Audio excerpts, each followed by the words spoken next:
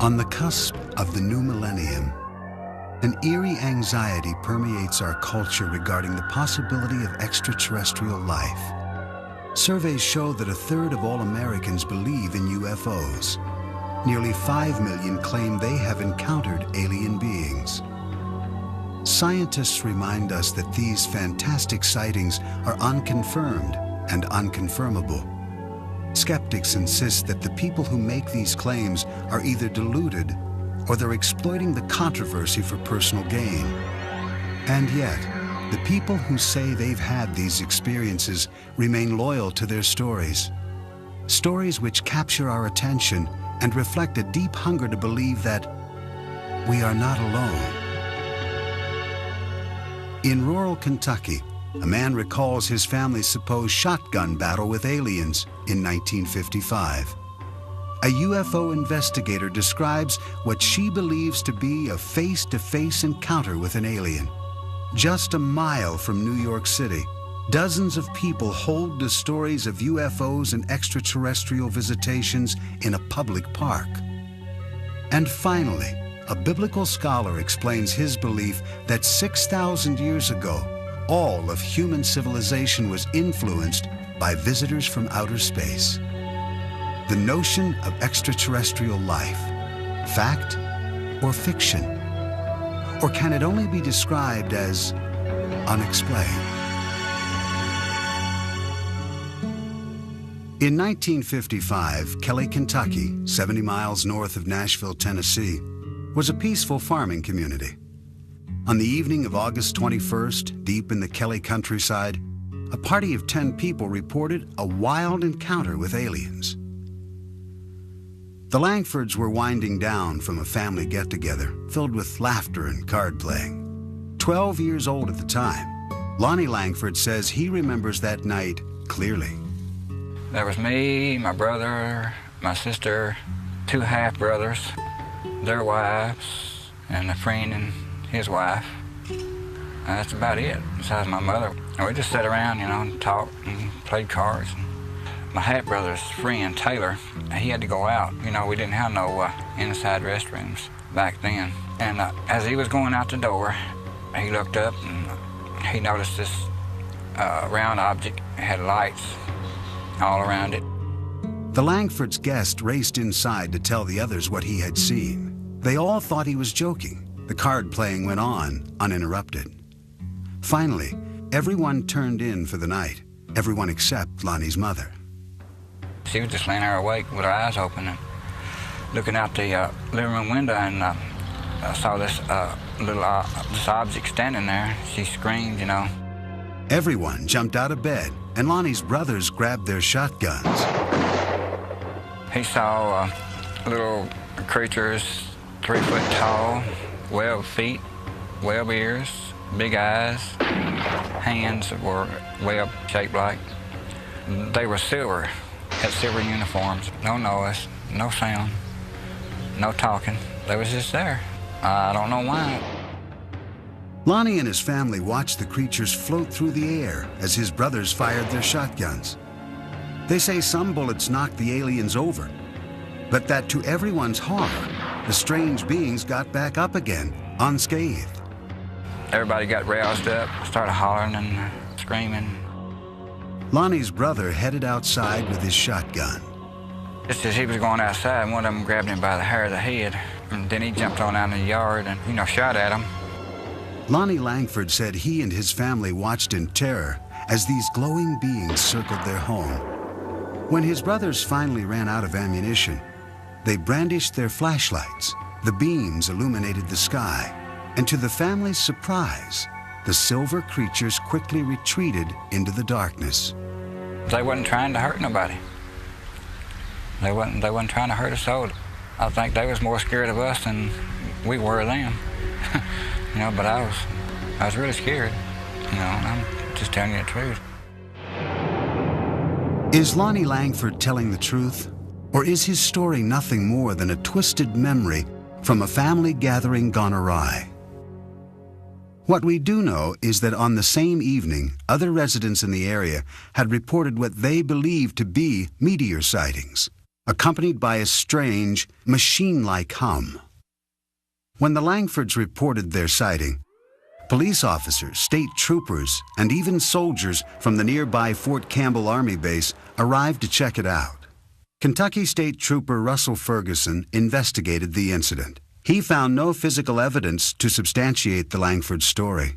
The only thing that we did find was the family there, rather disturbed, very emotional, and swearing that something had occurred in the way of small, silver-looking people with big eyes and big heads trying to get into their house. UFO investigator Philip Imbrogno finds the Langford family's story compelling. He thinks they may indeed have encountered extraterrestrials. It is one of the cases that is actually very convincing, because here you have a family that really didn't care anything about UFOs, and all of a sudden they report that they had these little beings coming on their property and they fired on them and so on. And to this day, that is one of the cases that convince me that perhaps we should consider that there are extraterrestrials here from time to time that have landed on our planet and interacted with our society. During the time of the Langford sighting in the mid-50s, Americans of all walks of life were enthralled with space-age images, and a new wave of science fiction movies was coming out of Hollywood, many of which were based on the growing anxieties surrounding the Cold War.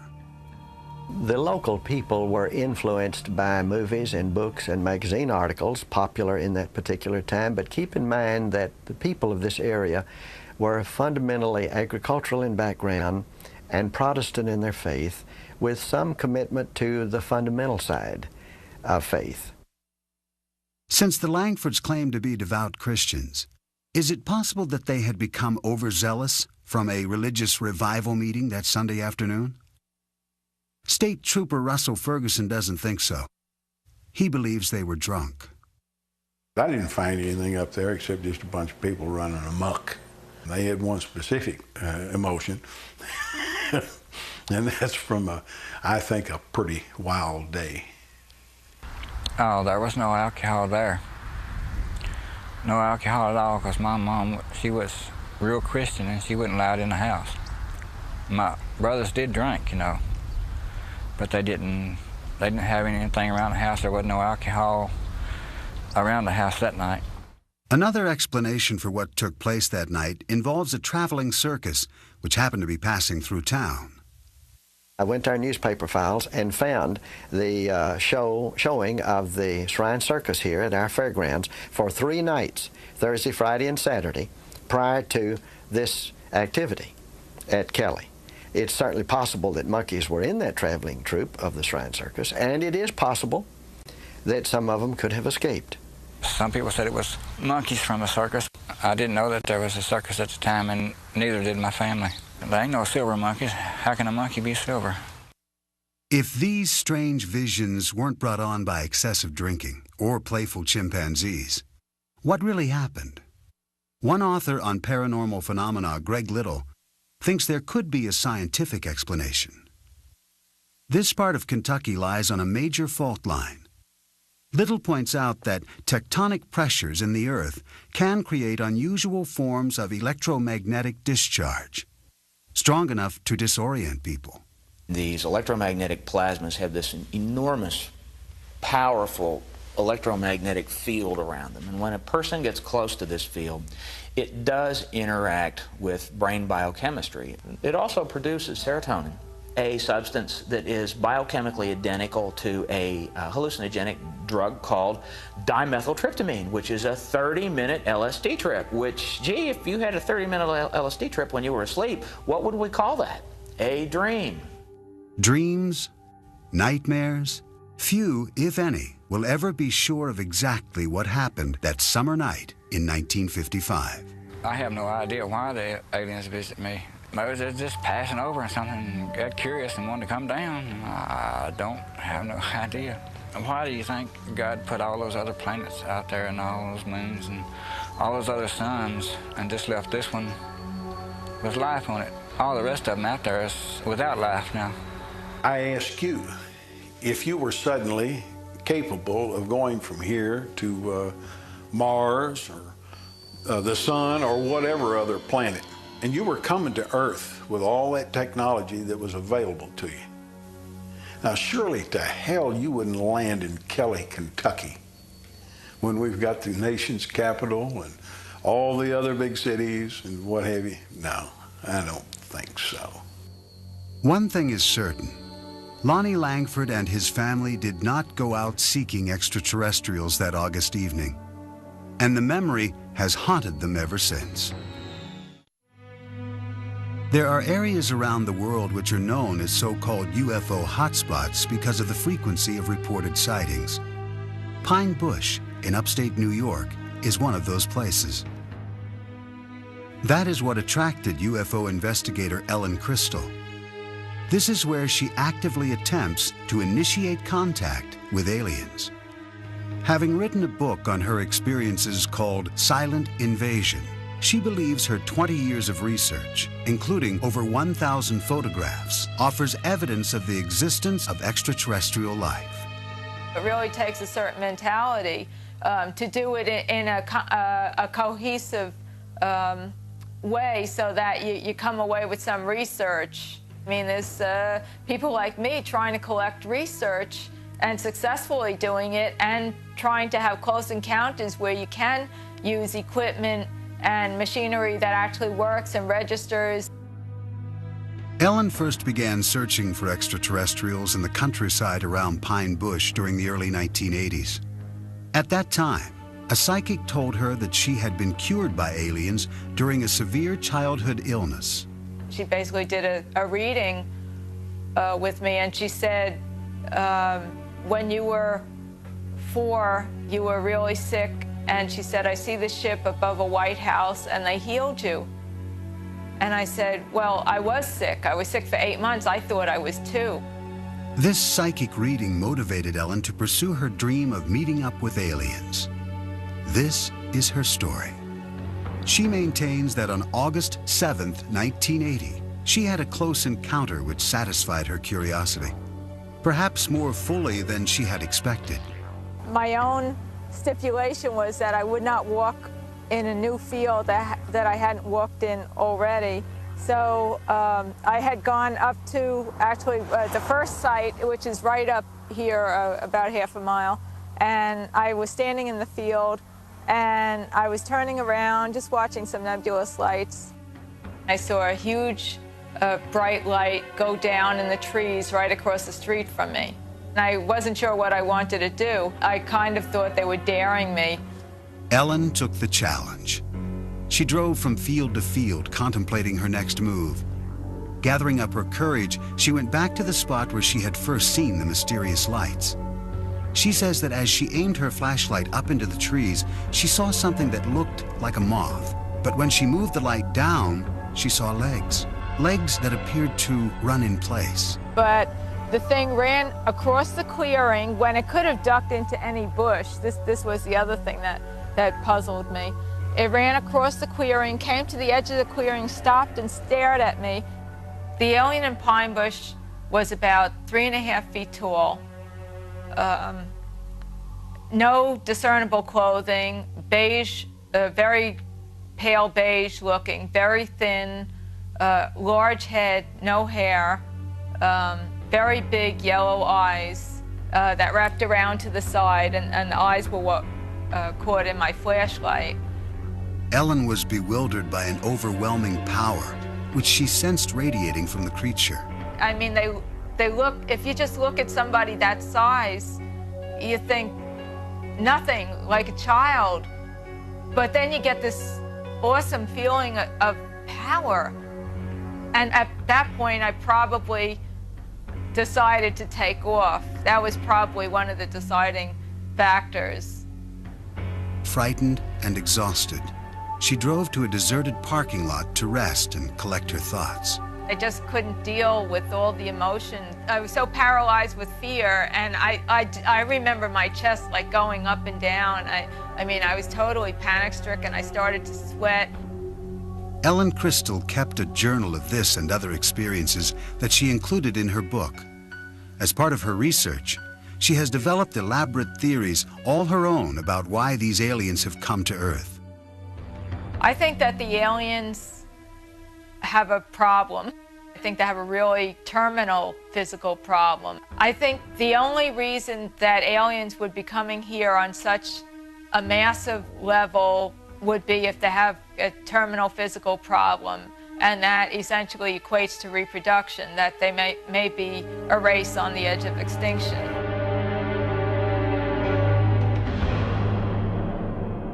Are Ellen Crystal's claims of extraterrestrial incursions into upstate New York to be believed? Or is she subscribing to a type of modern-day mythology?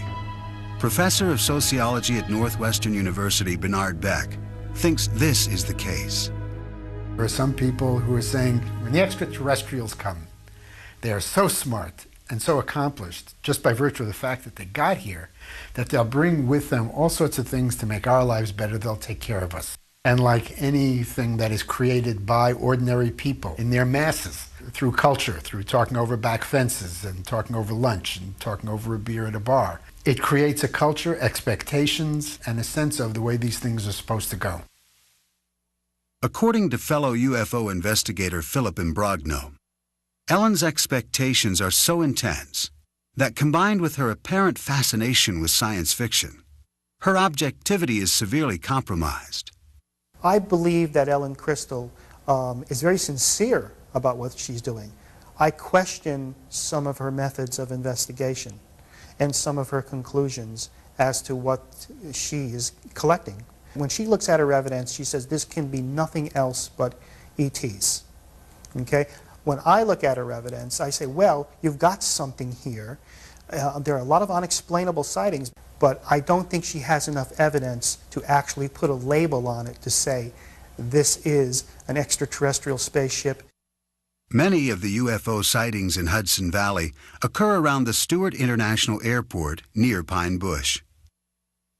Airport manager and retired air traffic controller Ken No is familiar with these claims. People can see meteors, which are pretty spectacular sights sometimes.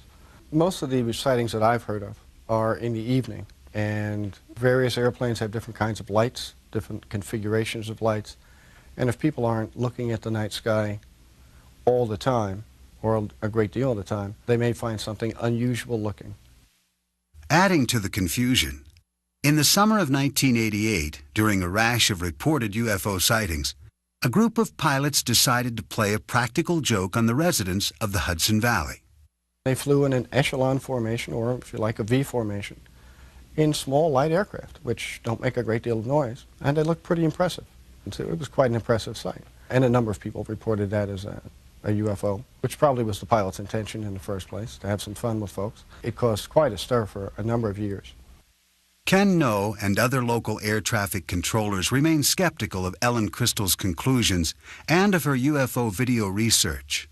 I have seen some of her work, some of her photographs, and I think they're certainly questionable. These tapes were shot near the Stewart International Airport. Clearly looks like an airplane to me. I see flashing strobe lights as anti-collision lights, and what may be two landing lights on the wingtips of the aircraft. Again, this clearly looks to me like a slightly out of focus video of an aircraft. I think you can clearly see that this is probably a large jet aircraft. At this point on the tape, you can even hear the engines. Looks like an airplane to me. Ellen's photographs fail to hold up under any scientific scrutiny. Another problem is that her reported sightings tend to take place when she is alone. Psychology professor Hubert Dolezal says that when Ellen's psychic told her that aliens had cured her during a childhood illness, it may have caused these delusional sightings. I'm sure people talked. The family probably mourned, cried. She was probably told she might die, or chances are she perceived that and picked up on it. And then she's told that someone out of the ordinary, someone out of the medical community is responsible for her healing. Perhaps the most important event in her life. She has life. Psychologically, I liken this with someone who finds out somewhat late in life that he or she was adopted. and the terrific human need to make contact. Many UFO sightings are easily explained. Yet when more than one person claims to see the same object at the same time from different vantage points, the reports become harder to dismiss. Hudson County, New Jersey, the town of North Bergen, a middle-class suburb across the river from New York City. Its residents are hard-working, educated professionals who tend to be realists. This is also a place where there have been persistent claims of alien and UFO sightings. George Obarski owned a Manhattan liquor store and drove the same route back to his home in North Bergen, New Jersey, every night for decades. At 3 a.m. on the morning of January 12, 1975, as he was driving through the local park, his radio reception suddenly became distorted. He related the subsequent events to UFO investigator Bud Hopkins, who recorded his story with a portable tape recorder. Well, I would say that that thing was 30 feet across. It was a big thing. Yeah. And it seemed to be, I would say, maybe 6 feet high. You know, like a pancake. It was blown up and like a pancake. Right. And the thing landed right ahead of me. He described small figures who got out. He said they looked like kids in snowsuits. And they were each one carrying a kind of a squarish receptacle and a long spoon-like shovel. They dug soil samples extremely quickly, spooning up the dirt, put it in the little satchels, and got back in the craft. He said they moved incredibly fast, like kids coming down a fire escape. And the thing took off. He was absolutely terrified, stunned. He didn't know what he was seeing. Even after George Obarski made it home, he was still shaken, terrorized by what he had encountered. I was scared to death. Yeah. You know, I was sweating, and I immediately made some tea. Boy, after that, I turned on this radio and I took 2 aspirins. You know, I was scared. Right. Man, it's just either I'm going crazy or there's something awful wrong. George Obarski died in 1990. His son, Frank, remembers his father's story well. What he described was a big saucer-like object, which for want of any better explanation you'd have to call a UFO, unidentified flying object, that came down, was sort of disc-like on the bottom, had very strange lighting, sort of glowed.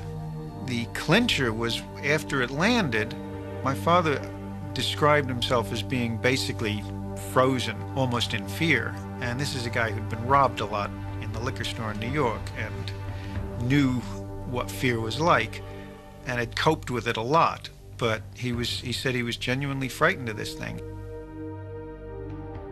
Bud Hopkins tried to corroborate George Obarski's story with other witnesses, including a doorman who worked at the Stonehenge apartment building across the street from the park. I realized it was a big apartment building there, so I spent weeks trying to locate the doorman. I called him, and I remember my adrenaline rushing when this man said, "I will never forget it. This flying saucer came down and landed in the park," and I watched the thing come down.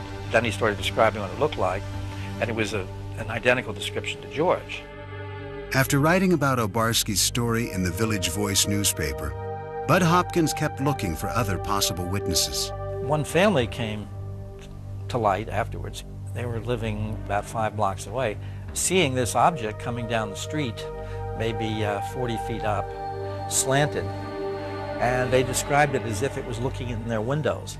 And even though the woman in the family was ill, she ran outside in her nightgown, bare feet, and the father and the children ran out, and they followed this thing down the street. A North Bergen school teacher, Ann Karlovich, says she listened skeptically as her daughters described the telltale evidence in the park on the day after the alleged incident. Back in 1975, we had heard about this incident, that there was a flying saucer in the park.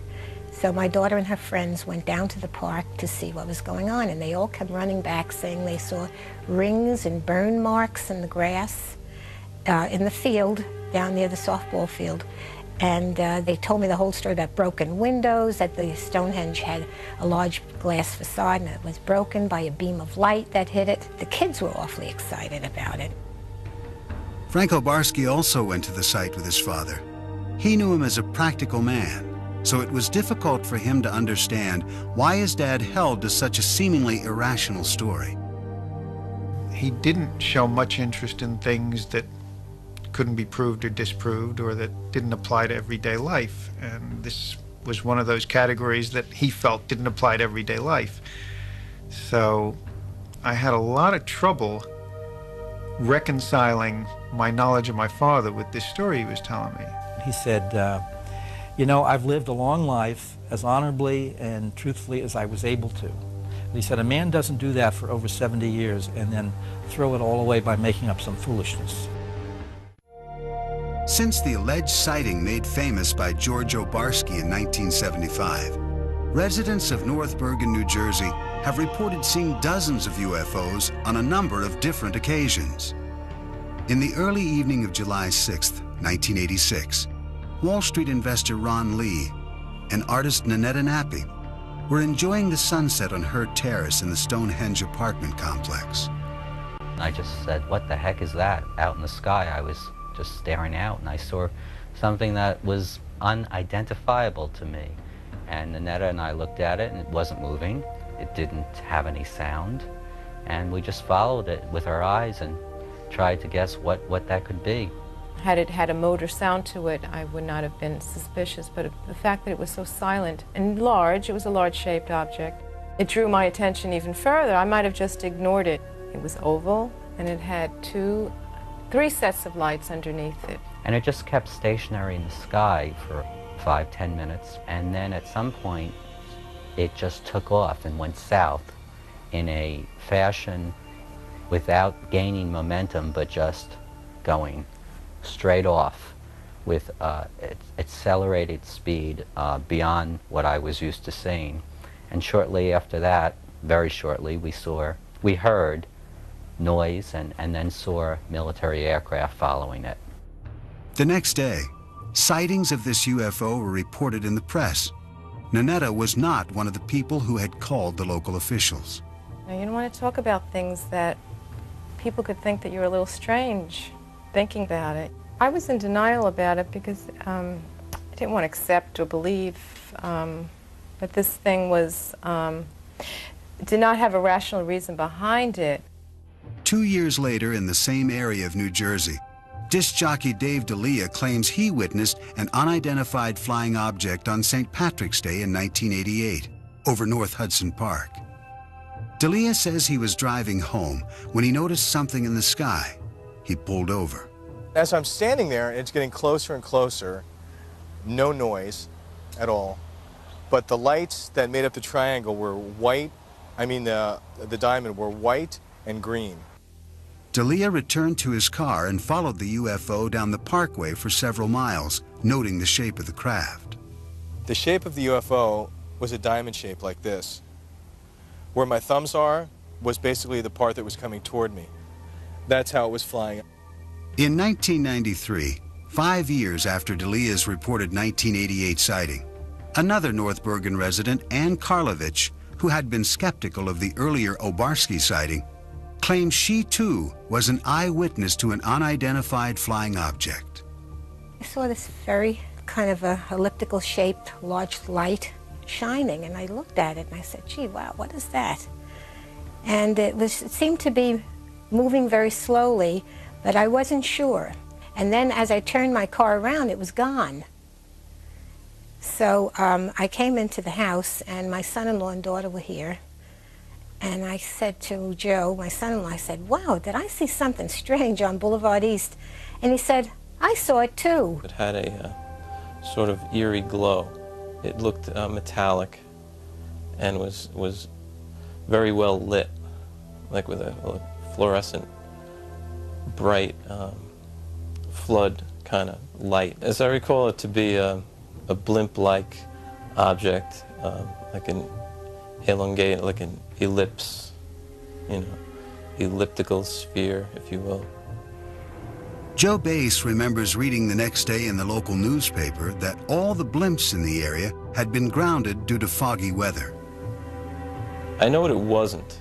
I know that it wasn't some sort of lights on the clouds or a meteor or anything like that. I suspect it was either some kind of government aircraft, some Air Force kind of aircraft that they don't let on that they have aircraft of this type. It wasn't a plane, it wasn't a helicopter, it was like a blimp type object.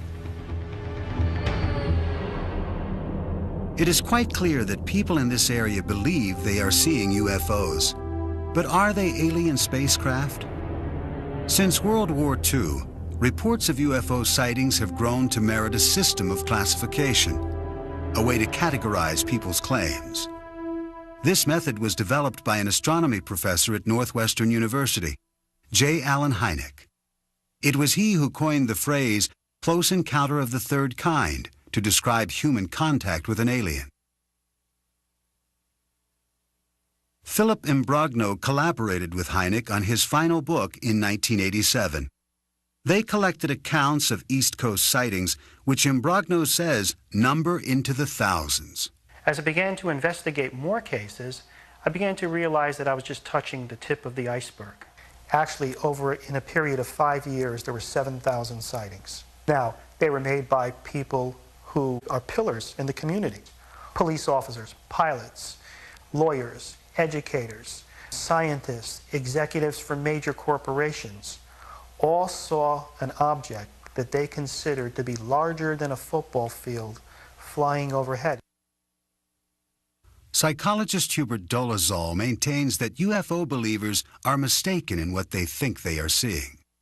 What we're looking at is a perceptual phenomenon where the background information is either dark conditions or dusk conditions, and where there's very little visual structure against which the object appears.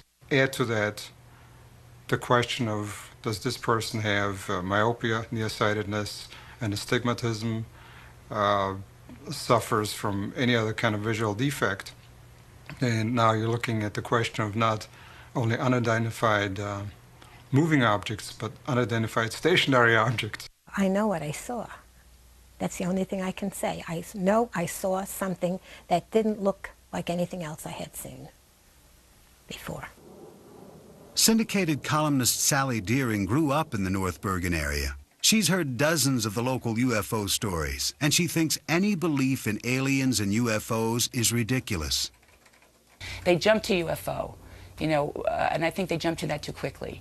There's a lot of ways you could explain a lot of these things that we see. And I think that people just want to believe, they'll go from A to alien before they'll go to A to B. And I remember back in the early 70s how we would read books, Robert Heinlein's Stranger in a Strange Land, Kurt Vonnegut's books, and we would accept science fiction as some kind of metaphor for what we were living in at the time.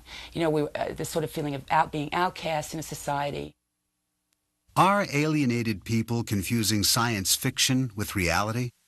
According to Professor Dolezal, those who claim to see aliens and UFOs may be experiencing a psychological need to be a part of a trend, something bigger than themselves, thus latching on to observations which have little or no supporting evidence. What I do believe is going on, it's the proverbial bandwagon effect, that it's popular to be included and to be part of this.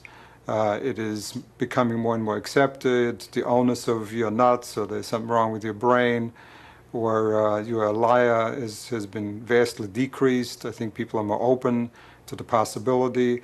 I believe every human being wants to be part of something that is special, that is important, that is exciting. Certainly with the advent of human beings becoming more sophisticated in terms of space travel, our own yearnings to be in space and to populate other planets, I think all of that has fueled, and reasonably so, this entire belief system and movement.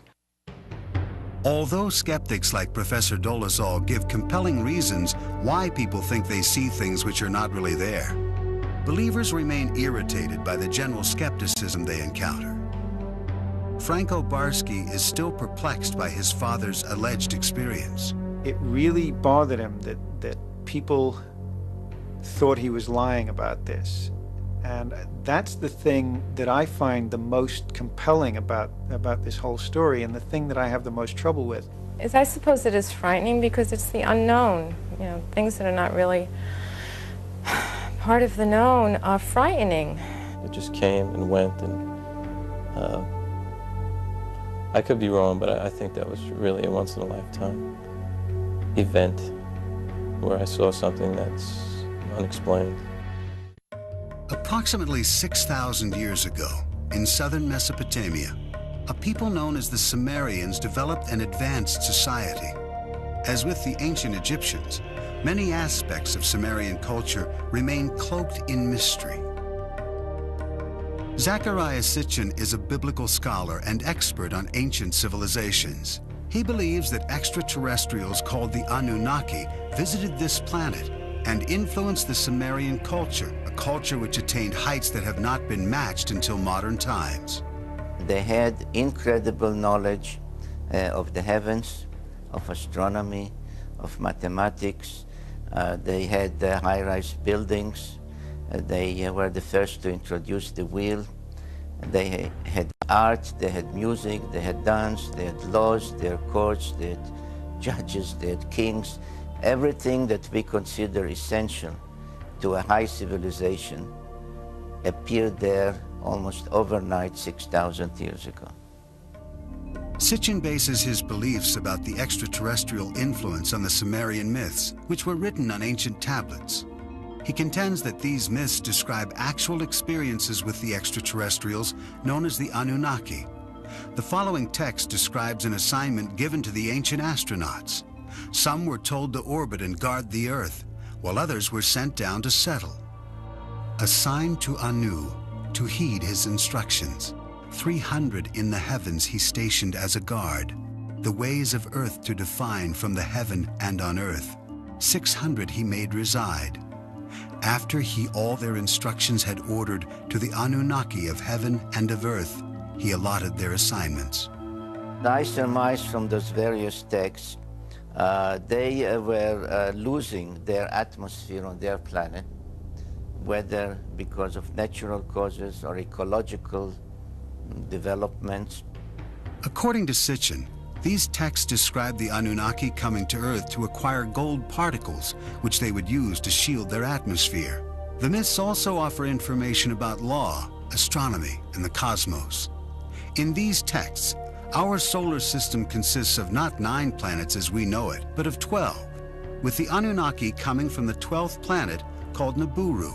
This mysterious planet comes close to the Earth's orbit every 3,600 years. The evidence from those ancient texts, from those ancient depictions, leaves no doubt in my mind that others from another planet were involved not only in our creation by jumping the gun on evolution, the way the Bible states it, but they were involved in giving us civilization for many millennia thereafter.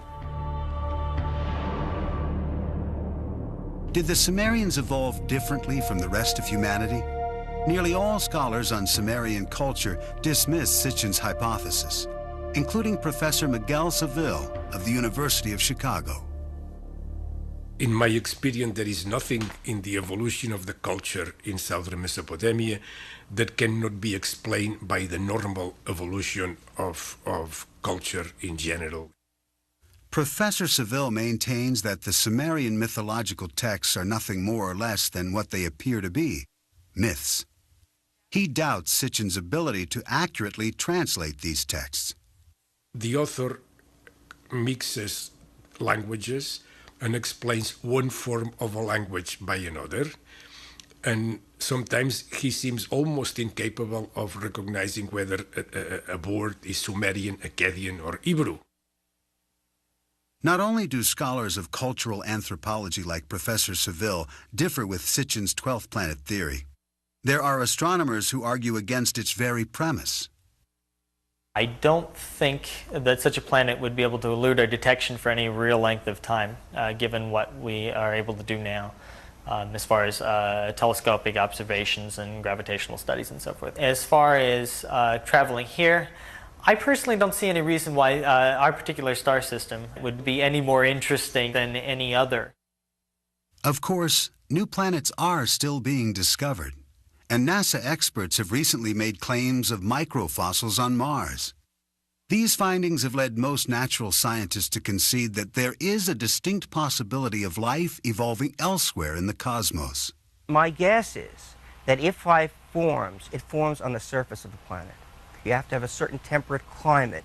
You have to have water on the surface or water just below the surface. It's possible that some of these precursors for life, the organic molecules, get seeded onto primitive Earth, say through comets. We know that comets have a lot of organic chemistry going on them. Many astronomers and astrophysicists agree with Professor Novick. And yet if there is advanced life elsewhere in the heavens, even in possession of sophisticated technology, the distances involved in navigating the stars are simply too vast. Maybe there are 10 advanced civilizations in our galaxy, maybe. But if there are, and this is really far-fetched, if there are, they are so far away from us that there is no chance. They are hundreds of thousands of light years away. There is no chance, zero, that we will ever be visited. The best way to describe the distance to the stars, the distances are actually quite vast. The distance from here to the galactic center, we're just talking roughly 30,000 or so light years, I believe. There are those that maintain that the current surge in extraterrestrial sightings is best explained as a substitute for traditional religion. If you take an adherence to a divine being, a god, whatever religious belief one may want to adhere to, in the absence of such a religious belief, I think there, or as a supplement perhaps, there may be a need to say there is something more sophisticated, wiser, more technologically advanced. And it seems to me that this is a reasonable supplement to say as a substitute for religious beliefs per se. Our needs are so great emotionally for some kind of religious center, and our fears, our paranoid fears are so great that it's extremely difficult to look at this objectively, and yet that's what we must do. Every era has had its extraterrestrials, except we now have a language that allows them to be extraterrestrial beings, instead of previous eras when they were just strange beings. If all the skeptical scientists in the world would put their heads together just for 1 year and do an in-depth study of this phenomena to find out whether or not UFOs are extraterrestrial in nature, maybe we could come up with some answers instead of being criticized all the time as to whether or not this is a true science. Somehow we as scientists have failed in explaining to people that there are things about the universe that we really do understand. We don't know everything, but we know a lot. And there are things that we can just rule out. And people just don't buy this. And I find that very sad, that the culture of modern science has not really sunk in the culture of our nation. Bud Hopkins believes that if modern science would not completely rule out UFO claims, if they would just investigate a fraction of these sightings, they would indeed reach a larger audience. What I like to say is that an extraordinary phenomenon, which this undeniably is, no matter what your point of view is about it, an extraordinary phenomenon demands an extraordinary investigation. The way science works is that if there were something out there that was credible, if there was real good evidence and things could be followed up and said, yes, in fact, I see what you're talking about, people would love that. If there was anything to it, it would be embraced by the scientific community. Though skeptics will insist that all the thousands of claims of alien sightings do not add up to a single scientific confirmation, people will go on reporting them, asserting with equal fervor that what they saw was real. But without physical evidence, we are left only with assumptions. Some choose to believe in the existence of extraterrestrial life, rather than tolerate the uncertainty of the unexplained.